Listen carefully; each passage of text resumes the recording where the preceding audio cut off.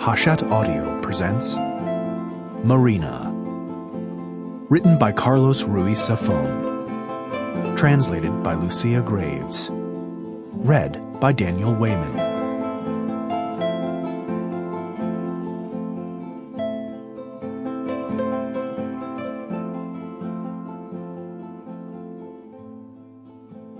Dear listener, I've always believed that all writers, whether they will admit it or not, have a few favourites among their published books.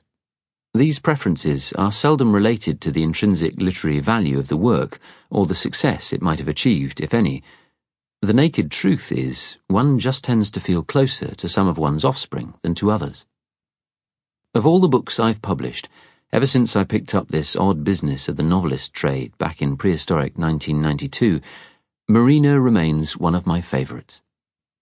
I wrote the novel in Los Angeles between 1996 and 1997. I was then in my early 30s and was beginning to suspect that what romantics used to refer to as my first youth was slowly but surely starting to slip through my fingers. As the writing advanced, everything in the story began to acquire a shade of farewell, and by the time I'd finished it, I sensed that something inside me, something that even today I cannot explain, but that I still miss every single day, was forever left among its pages. Maybe, as Marina once told Oscar, we are doomed to remember what never really happened. Safe passage. Ruiz Zafon. Marina once told me that we only remember what never really happened. It would take me a lifetime to understand what those words meant, but I suppose I'd better start at the beginning, which, in this case, is the end. In May 1980, I disappeared from the world for an entire week. For 7 days and 7 nights, nobody knew my whereabouts.